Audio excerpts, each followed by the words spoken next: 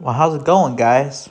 So, as you guys know, I have decided to talk about Scream 6 spoilers um, right now. And I decided to, talk about spoilers. Because I said that I was going to wait a few weeks, but I decided, since everybody else is like talking about spoilers, I think I am too. So, I'm going to talk about spoilers. So, those of you who have not seen the movie, um, I suggest you click off the video because I don't want to spoil nothing for you or nothing. So, anyway, let's get into some spoilers. So, first things first, right? The opening scene, which I absolutely loved, was Tony Revolari's character.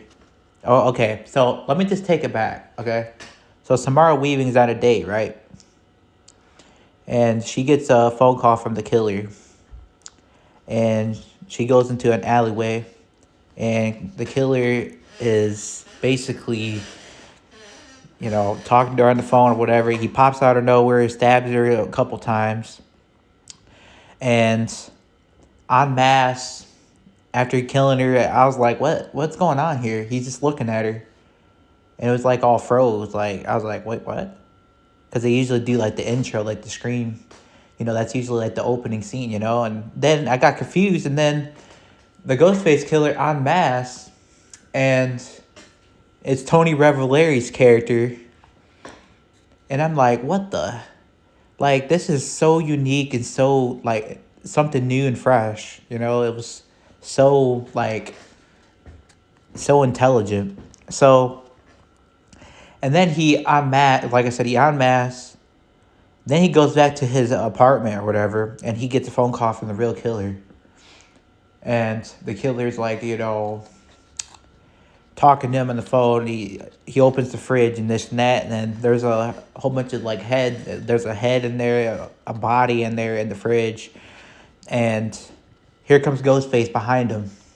Just stabs him so many times. You can see his intestines coming out of his stomach, like, and that's the true opening scene. Which that's so unique, guys. Like, that's just so unique. That had me on the edge of the seat. I didn't even know what the hell was going on, especially when he was just looking at her. And yeah. So then, okay, that's the opening scene, right? So the killer en masse, Tony Revolari was the killer that killed. Well, I don't know if he was the killer, but he was wearing the robe and stuff when he killed Samara Weaving. So then he gets killed by the other killer. So he gets killed by um the killer, the real killer in the opening. That's the real opening scene. And then, I got a lot of moments where this movie was kind of like, Scream 2 in a lot of ways, because it had a lot of a college setting and all that. It got me feeling like this was like a Scream 2 type movie, and it kind of felt like Scream 2 in a lot of ways. But yeah, so I'm going to talk about, obviously, Kirby Reed's character, right? So she's an FBI agent in this movie. And she's basically trying to, that's how she gets involved again, basically. And we get all these Easter eggs, right? Of all the other killers from the past movies. So we get Stu. There's like pictures of each killer in all the movies. So there was Stu, there was Billy, there was Mickey, there was Roman, there was Jill, Charlie, Richie, and Amber, right?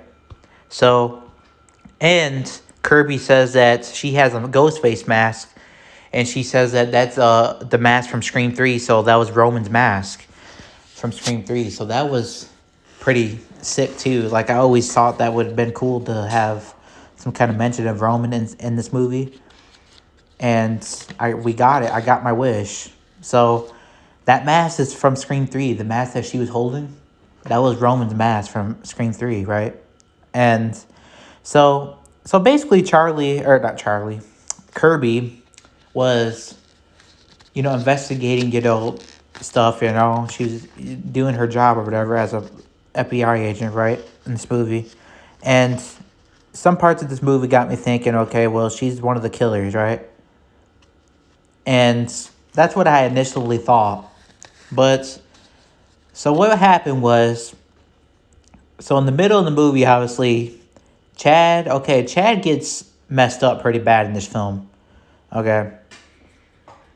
So, and I don't know how he survived this movie, but he just got stabbed, pretty good. Like, I don't understand how he survived, but, it's just a movie, and I know he's like a Dewey-like character, so, but anyways, so this scene, right, Josh Shigera, he was Sam's boyfriend, right?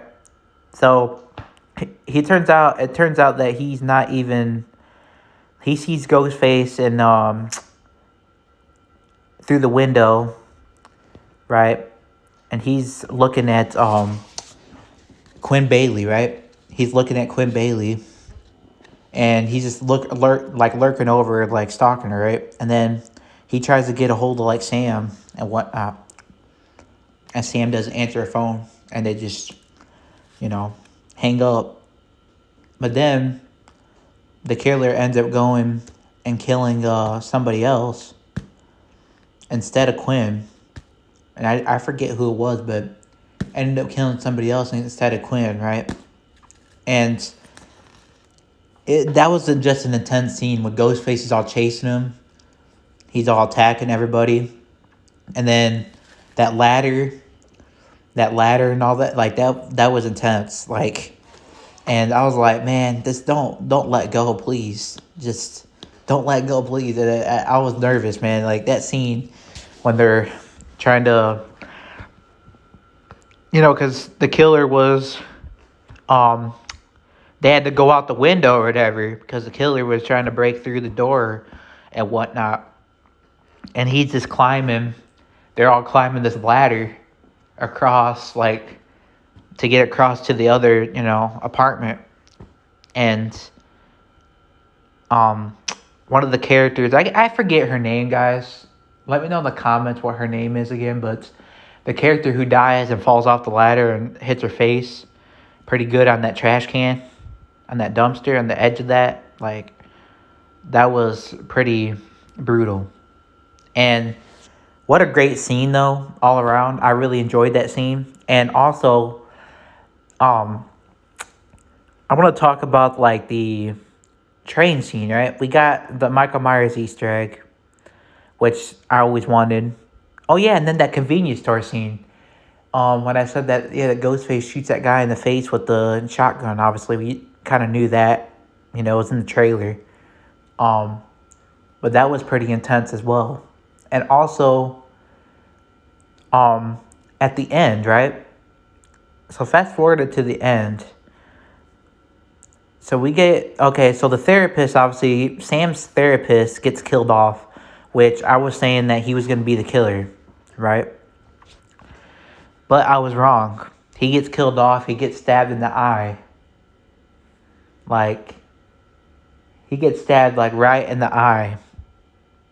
And I was like, yeah, never mind about it. I was just like, well, I'm wrong about him. So then we get to the end, and you have the whole shrine thing or whatever with all the robes, all the, outfits from, past, killers and whatnot. And we get the reveal, right? And then I'm thinking like, okay, well, I think Kirby is definitely the killer because the detective was even saying, well, he was like, yeah, Kirby was basically trying to say that Kirby was the one that locked him in the room, that trapped him in there, right? Because Kirby was in there with him, right? So, but then she comes out and the FBI detective comes out, right? Comes in, and it turns out that he's the one that's the killer, right? It's him, Jack Champion, and Quinn Bailey, right?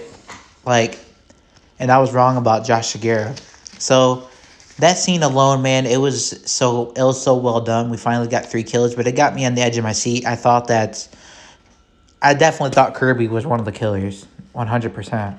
Like, because they said, well, Kirby locked you guys in, and he was trying to frame her. That was. So that was pretty intelligent there. That got me thinking. You know, was Kirby really the killer in this movie? You know, and we get that line from Mindy, right, about Stu. And I talked about this where she says, if you believe he's dead, right? And she said that to, to Kirby because they were talking about the TV or whatever. So, and it gets you thinking more and more, guys, that Stu's going to come back into Scream 7. Because why would you say that? And why would they write that in the movie if he was dead, That's just my take. But anyways, so Kirby gets shot by the detective and whatnot. She's not the killer, turns out. So the detective and obviously, Jack Champion and Quinn Bailey are the killers. And it turns out that they're actually Richie's. The detective is Richie's father. Quinn Bailey is Richie's sister. And Jack Champion is, a.k.a. Ethan, is Richie's brother. So they're Richie's like family, so they're trying to get revenge on Sam. So that's basically what happened here. So that that was kind of like Scream 2 like, but you know what? Hey, they didn't try to copy Scream 2 too much. Like, they did a pretty good job, overall with this movie. I mean, this movie, like I said, was better than Scream 5 in my opinion. That's just my opinion, but so that's basically how I felt about the movie. The movie was awesome. The kills are great, especially that kill when he was gutting Tony, Revelary character, and Samara Weaving's obviously her kill was brutal. There's so much brutal kills in that that ladder scene when that girl falls off and hits her face on the edge of the dumpster, and she just smashes her face on it, and then she died. Like, that was brutal, guys. Like, this movie was so well done. Like, without a doubt, man. Better than Scream 5, in my opinion. Definitely a step up. Yeah, there were some moments where I was like, what the hell are they doing, Why are they doing this? Why are they doing that? But you know what? It's just a movie, I know. Definitely a step up from Scream 5. Gail's character, again, I thought she was going to die 100%. And I think, honestly, she should have, honestly. And I'm not saying that I wanted her to die because she's an OG character. I'm just saying that, realistically, she got stabbed, right? More than once. And she should have died in that scene, I think. Because she was getting... that scene was intense when she was getting chased, by the killer. And she was talking to the killer for the first time on the phone. Like, that was pretty brutal. But I thought she should have died. I thought, Mindy should have died too. And Chad, well, I thought Mindy should have died over Chad. But they both end up surviving. Kirby survived. And whatnot. What a great ending. Sam wears the, Ghostface robe and whatnot. And starts going crazy on the detective. She goes crazy on Jack Champion first. Just like she did Richie or whatever. And going crazy and psycho on him. And ends up wearing, putting the Ghostface robe on and doing the same to the detective or whatever. That scene was awesome, guys. That she was wearing the Ghostface robe and the mask. Kind of like in Scream 1996, when Sydney she put the robe on or whatever. And she started stabbing, Billy Loomis. Like, it's kind of similar to that. Like, but let me know in the comments, what do you guys think of this movie again?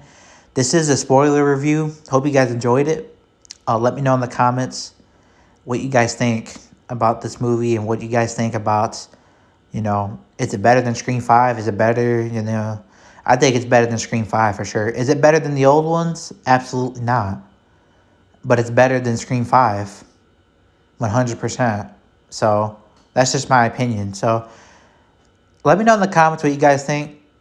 More videos coming your way about, Scream 7 and all that, like theorizing more about that. With that being said, though, y'all, see y'all on the next one. Thank you.